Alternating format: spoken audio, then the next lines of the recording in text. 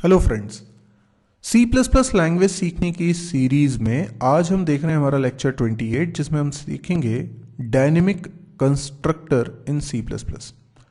देखिए थोड़ा सा टिपिकल टॉपिक है, कई लोगों को इसमें बहुत कन्फ्यूजन है, तो आज इसको अच्छे से समझते हैं। सबसे पहले बात करते हैं कि कंस्ट्रक्टर क्या होता है। थोड़ा सा रिवाइज कर रहे हैं हम कॉन्सेप्ट को। मैं जानता हूँ आपको मालूम है कंस्ट्रक्टर क्या है, पर कंस्ट्रक्टर क्या है तो कंस्ट्रक्टर एक ऐसा फंक्शन है, मेंबर फंक्शन है क्लास का, जिसका नाम वही है जो क्लास का नाम।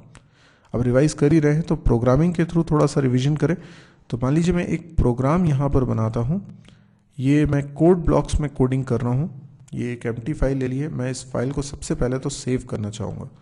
मैं इसको सेव करूँगा और इसका कुछ नाम रख लेते हैं। लेट्स से मैंने रख लिया DYN डायनेमिक के लिए, और कंस्ट्रक्टर CONST ऐसा लिख देता हूँ .cpp। ठीक है। अब ये डायनेमिक कंस्ट्रक्टर के अंदर मैंने सबसे पहले लिखा हैश इंक्लूड IOStream, राइट, और मैंने लिखा हैश इंक्लूड कोनियो। वैसे तो ज़रूरत नहीं है, छोड़िए, यहाँ लिखता हूँ यूजिंग नेम स्पेस std। ठीक है। अब मैं एक क्लास बनाता हूँ। ठीक, कोई क्लास बनाई, लेट्स से क्लास का नाम रख लेते हैं a, और इस क्लास के अंदर मैं कुछ वेरिएबल्स बना रहा हूँ जो कि ऑब्वियसली बाय डिफ़ॉल्ट प्राइवेट होते हैं, पर मैं प्राइवेट लिख के मेंशन कर देता हूँ। जैसे मैंने यहाँ पर वेरिएबल बनाया a, एक वेरिएबल बना लिया b, तो ये a और b वेरिएबल कैसे हो गए, इंस्टेंस वेरिएबल हो गए। अब मैं इसके अंदर लिखता हूँ पब्लिक। ठीक है। तो पब्लिक में मैंने एक फंक्शन बनाया। फंक्शन क्या बनाया, कंस्ट्रक्टर बनाया। तो कंस्ट्रक्टर क्या होता है, वही जो क्लास का नाम है। तो क्लास का नाम a है, तो a नाम से अगर मैं कोई फंक्शन बना देता हूँ तो यही मेरा कंस्ट्रक्टर है। ठीक है, ये मेरा कंस्ट्रक्टर। अच्छा, ये भी ध्यान रखिए कि जो कंस्ट्रक्टर होते हैं ये आर्ग्यूमेंट भी ले सकते हैं, यानी ऐसा भी कंस्ट्रक्टर मैं बना सकता हूँ जो कुछ वैल्यूज़ लेते हों। जैसे ये मैंने बना दिया, 2 आर्ग्यूमेंट्स ले रहे हैं, और a के अंदर x की वैल्यू असाइन कर देता हूँ, b के अंदर y की वैल्यू असाइन कर देता हूँ। ठीक है। यहाँ पे क्या कर दूँ, चलिए यहाँ पे मैं कर देता हूँ a की वैल्यू 0 और b की वैल्यू भी 0। ठीक है। यानी हमने एक क्लास बनाई, क्लास के अंदर कंस्ट्रक्टर बनाए और एक से ज़्यादा कंस्ट्रक्टर बनाए। सवाल ये उठता है कि कंस्ट्रक्टर बनाते क्यों। तो क्या आपको याद है कि कंस्ट्रक्टर कॉल कब होते हैं? कंस्ट्रक्टर तब कॉल होते हैं जब हम इस क्लास का बनाते हैं ऑब्जेक्ट। यानी मैं मेन फंक्शन बनाता हूँ, मेन फंक्शन के अंदर मैंने लिखा ए क्लास का ऑब्जेक्ट बनाने की स्टेप। लेट से O1, O1 क्या है, एक ऑब्जेक्ट। O2, O2 भी क्या है, ऑब्जेक्ट। O3, O3 भी एक ऑब्जेक्ट है, पर O3 ऑब्जेक्ट में मैं वैल्यू पास कर रहा हूँ, लेट से 3 4। तो इस तरीके से मैंने 3 ऑब्जेक्ट्स बनाए। आप जानते हैं जैसे ही O1 ऑब्जेक्ट बना वैसे ही कंस्ट्रक्टर कॉल हो गया। कौन सा वाला कॉल हो गया, 2 कंस्ट्रक्टर, पहला वाला कॉल हो गया। क्यों? क्योंकि ऑब्जेक्ट बनाते वक्त आपने कोई आर्ग्यूमेंट पास नहीं किया है। तो जैसे ही हम ऑब्जेक्ट बनाते हैं वैसे ही कंस्ट्रक्टर कॉल हो जाता है। अब O2 ऑब्जेक्ट बनाया होगा तो फिर से ये कंस्ट्रक्टर कॉल हो गया होगा। कौन सा कंस्ट्रक्टर, बिना आर्ग्यूमेंट वाला। और जब हमने O3 बनाया तो 2 आर्ग्यूमेंट्स पास किए, तो वो कंस्ट्रक्टर कॉल होगा O3 के लिए जिसमें 2 आर्ग्यूमेंट पास कर रहे हैं। तो कंस्ट्रक्टर कॉल होता है जब ऑब्जेक्ट क्रिएट करते हैं। लेकिन सवाल ये उठता है कि कंस्ट्रक्टर क्यों बनाते हैं, ज़रूरत क्या है इसकी। देखिए, एक तो कमाल की बात यह है कंस्ट्रक्टर की कि वो ऑब्जेक्ट बनते ही अपने आप कॉल हो जाता है, हमें कॉल नहीं करना पड़ता। दूसरी कमाल की बात यह है कि वो गारंटेड ऑब्जेक्ट की ज़िंदगी में चलने वाला गारंटेड फंक्शन है और सबसे पहले चलेगा। यानी अगर मैंने O1 ऑब्जेक्ट बनाया है तो मैं O1 डॉट लगा के किसी फंक्शन को कॉल भी करूँगा। क्लास के किसी फंक्शन को कॉल करूँगा, कई फंक्शंस होंगे उनको कॉल करूँगा, लेकिन एक बात तो तय है कि उन सबको जब मैं कॉल करूँगा तो अगली लाइन में ही लिखूँगा। ऑब्जेक्ट बनने के बाद ही आगे की लाइन में मैं लिखूँगा O1 डॉट और किसी फंक्शन का नाम, लेकिन उससे पहले O1 बन चुका है और जब O1 बनाया था तभी कंस्ट्रक्टर कॉल हो गया था। तो O1 की ज़िंदगी में चलने वाला पहला फंक्शन कंस्ट्रक्टर होता है। तो कंस्ट्रक्टर एक तो गारंटेड चलेगा ऑब्जेक्ट्स के लिए, जितने ऑब्जेक्ट बनाओगे उन सब के लिए एक एक बार कंस्ट्रक्टर चलेगा और सबसे पहले चलेगा, गारंटेड चलेगा। तो अगर कोई काम ऐसा है जो ऑब्जेक्ट के बनते ही हो जाना चाहिए, हो ही जाना चाहिए, तो वो कोडिंग में अगर कंस्ट्रक्टर में लिख दूं तो उसके चलने की गारंटी हो जाएगी और सबसे पहले चल जाएगा।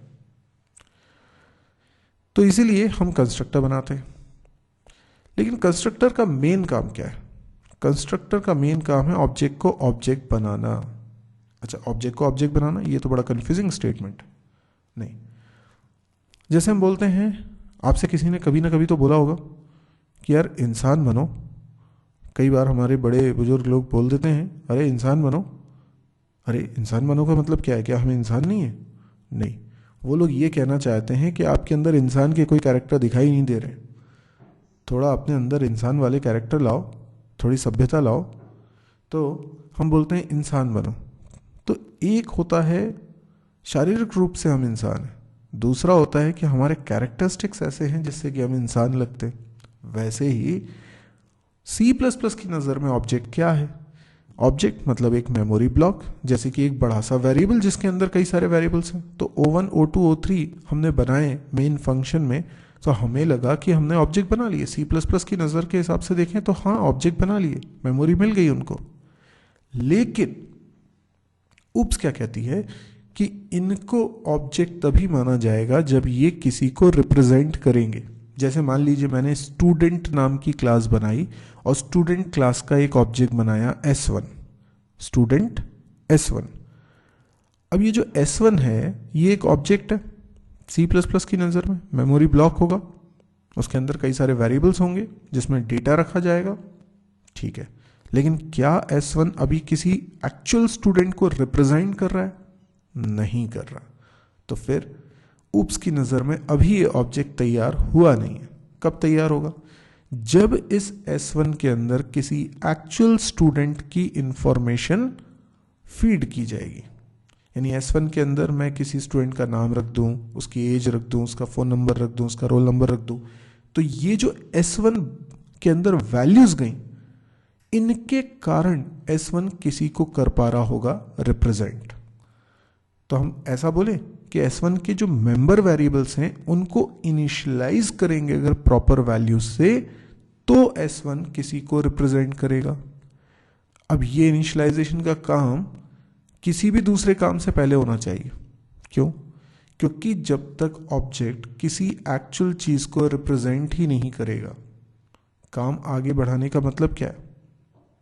जैसे मैंने एक कार नाम की क्लास बनाई, कार क्लास का हमने बना लिया ऑब्जेक्ट। सोचिएगा जरा, डायग्राम से बताऊं।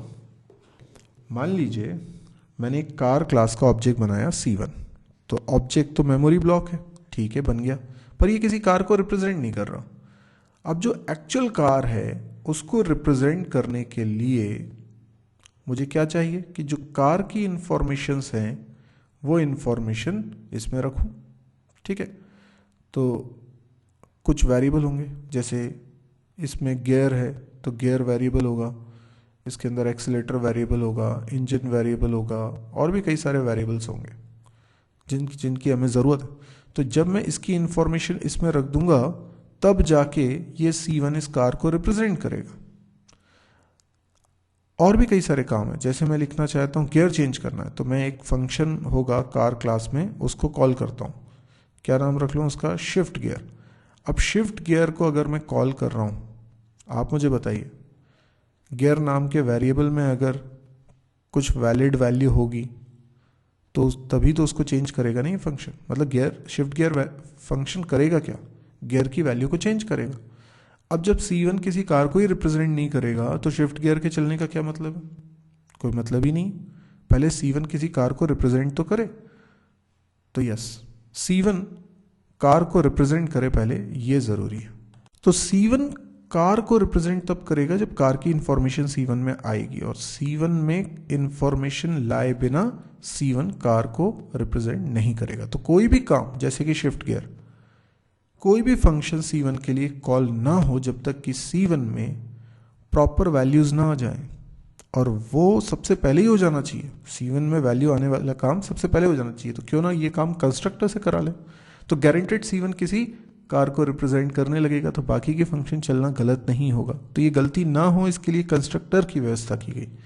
तो होना ये चाहिए कि कंस्ट्रक्टर मेंबर वेरिएबल्स को इनिशियलाइज कर ले। तो ये कंस्ट्रक्टर का बेसिक मकसद है। मकसद आपको समझ में आया होगा। बाकी कंस्ट्रक्टर चैप्टर में हमने डिटेल में इसको डिस्कस किया हुआ है, आप उसको ज़रूर देखिएगा। अब डायनेमिक कंस्ट्रक्टर क्या है? Constructor can allocate dynamically created memory to the object. अच्छा, कई लोगों को क्या एक मिथ है, उनको क्या लगता है कि constructor allocates memory for the object. कई लोगों को ऐसा लगता है, मैं नहीं कह रहा कि आपको लगता है, पर कई लोगों को ऐसा लगता है। जैसे आपने लिखा कार, ठीक है, C1, ऐसा लिख दिया मैंने, तो कंस्ट्रक्टर कॉल होगा। पर कंस्ट्रक्टर ने ये ऑब्जेक्ट नहीं बनाया है, ऑब्जेक्ट को मेमोरी नहीं दिलाई। मेमोरी तो ऑब्जेक्ट को मिल गई है, उसके बाद कंस्ट्रक्टर कॉल हुआ। सीक्वेंस समझिए, ऑब्जेक्ट पहले बन गया, फिर कंस्ट्रक्टर कॉल हुआ। कई लोगों को क्या लगता है कंस्ट्रक्टर चला है इसलिए ऑब्जेक्ट बना है। नहीं, हाँ, कंस्ट्रक्टर चला है तो ऑब्जेक्ट इनिशियलाइज हुआ है, लेकिन बन तो वो पहले ही गया था। तो ये आप अपने दिमाग से निकाल दीजिएगा। अच्छा, कई लोगों को एक और गलतफहमी है कि अगर हम एक पॉइंटर बनाते हैं, ये हटाता हूँ, मान लीजिए मैंने लिखा कार और एक पॉइंटर बना दिया, लेट्स से P, ठीक है, और P पॉइंटर में न्यू की मदद से, देखिए मैं न्यू का इस्तेमाल कर रहा हूँ, डायनेमिकली कार क्लास का ऑब्जेक्ट बना रहा हूँ। तो ये मैंने लिखा कार, तो क्या हुआ, कार क्लास का ऑब्जेक्ट बना, बिल्कुल बन गया, और उसका एड्रेस किस में चला गया, P में चला गया। ऐसा हुआ है। लेकिन कई लोगों को क्या लगता है कि न्यू की मदद से अगर ऑब्जेक्ट बनाओगे तो जो ऑब्जेक्ट बनने पर कंस्ट्रक्टर कॉल होगा वो डायनेमिक कंस्ट्रक्टर है। गलत, ऐसा नहीं है। न्यू की मदद से ऑब्जेक्ट बनेगा तो नॉर्मली जो हमारे कंस्ट्रक्टर है वही कॉल हो रहे हैं, वो कोई बड़ी बात नहीं है, वो डायनेमिक कंस्ट्रक्टर नहीं है। डायनेमिक कंस्ट्रक्टर का कॉन्सेप्ट क्या है? डायनेमिक कंस्ट्रक्टर का कॉन्सेप्ट ये है, जो ऑब्जेक्ट को मेमोरी मिल रही है उसकी बात नहीं कर रहे, ऑब्जेक्ट जिस मेमोरी को हैंडल करेगा उसकी बात हो रही है। ये नहीं समझ में आ रहा होगा ना? आइए मैं समझाता हूँ, क्योंकि यही तो सबसे इंपॉर्टेंट पार्ट है और आज हमें यही तो डिस्कस करना है। देखिए कई बार क्या होता है, जब ऑब्जेक्ट हम बनाते हैं, ये ऑब्जेक्ट है सपोज करिए, उसको कुछ मेमोरी मिली, उसके अंदर वेरिएबल्स हैं। अच्छा, वेरिएबल्स हैं, आप ये तो मानते हैं इसमें पॉइंटर भी हो सकता है, लेट्स से ये कोई पॉइंटर है। अब मैं इस पॉइंटर में क्या रखने वाला हूँ, एड्रेस। तो अगर ये ए क्लास का कंस्ट्रक्टर मैंने बनाया है, ठीक है, तो ए क्लास का कंस्ट्रक्टर ए क्लास के ऑब्जेक्ट के वेरिएबल को तो एक्सेस करेगा ना। तो पी के अंदर मैंने रख दिया न्यू, अब पी इंट टाइप का पॉइंटर मान लीजिए, न्यू इंट। क्या हुआ बताइए, एक नया ब्लॉक क्रिएट हुआ और पी में उसका एड्रेस चला गया।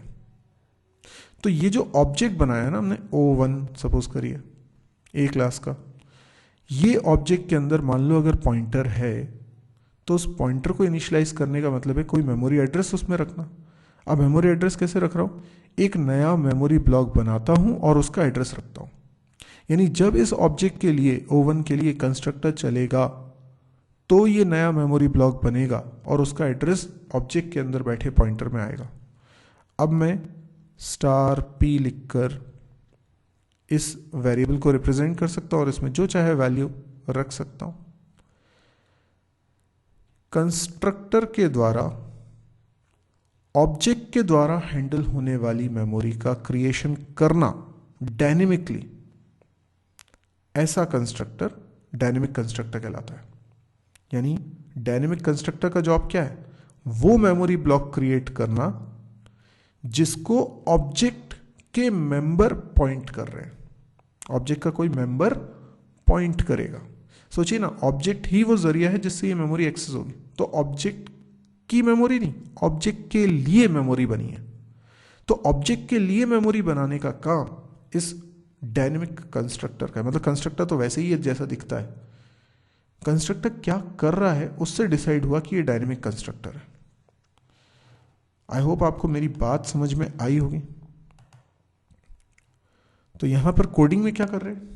कोडिंग में ये कर रहे हैं कि मान लीजिए यहां पर एक पॉइंटर और है, let's say int star p, और यहां पे जो कंस्ट्रक्टर हम बना रहे हैं उसमें हमने लिखा p असाइन न्यू इंट, या ये वाला जो कंस्ट्रक्टर है इसमें हम 3 आर्ग्यूमेंट्स ले लेते हैं, इंट x, y और z, और हम क्या करते हैं p के अंदर न्यू इंट लिख देते हैं। अब कंस्ट्रक्टर तो एक ही बार चलेगा, तो एक ही बार वैल्यू जाएगी इसमें, स्टार p असाइन z, तो z की वैल्यू चल जाएगी, और यहाँ पर हम 3 वैल्यू पास कर देंगे। तो ये जो तीसरी वैल्यू है 5, ये किस में जा रही है? ये जा रही है उस ब्लॉक में जिसको p कर रहा है पॉइंट, पर वो ब्लॉक ऑब्जेक्ट बनते वक्त कंस्ट्रक्टर के द्वारा बनाया गया है, तो इसलिए ये कंस्ट्रक्टर डायनेमिक कंस्ट्रक्टर कहलाता है। आई होप आपको समझ में आया होगा कि डायनेमिक कंस्ट्रक्टर क्या है। तो ध्यान रखिए, डायनेमिक कंस्ट्रक्टर ऑब्जेक्ट की मेमोरी नहीं बनाता है, ऑब्जेक्ट के द्वारा एक्सेस होने वाले मेमोरी ब्लॉक को बनाता है। यदि आपको ये वीडियो समझ में आया हो, पसंद आया हो, तो आप इसे लाइक करिए। यदि आपको लगता है कि इस तरह के और वीडियोस देखने में इंटरेस्टेड हैं तो आप इस चैनल को सब्सक्राइब करिए। आप मेरी वेबसाइट को भी विजिट करिए www.mysirji.com। इस वेबसाइट पे आपको C++, जावा, PHP, डेटा स्ट्रक्चर, DBMS, इन सब के प्रोग्रामिंग वीडियोस मिलेंगे, थ्योरी वीडियोस मिलेंगे, प्रोग्रामिंग एक्सरसाइज के अलग से वीडियोस मिलेंगे।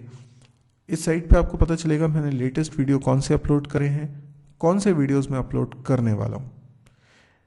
यदि आपको लगता है कि इस तरह के वीडियोस बहुत यूज़फुल हैं, क्योंकि एक तो ये हिंदी में है तो कई लोगों को ये बहुत काम आने वाले हैं, और ये सिस्टमेटिकली पूरे सीरीज़ बनी हुई है, तो अगर आपको लगता है वाकई बहुत यूज़फुल है, तो मेरा मकसद ये था कि मैं फ्री में इन वीडियोस को सब तक पहुंचाऊं ताकि सभी के लिए एजुकेशन बहुत आसान हो जाए।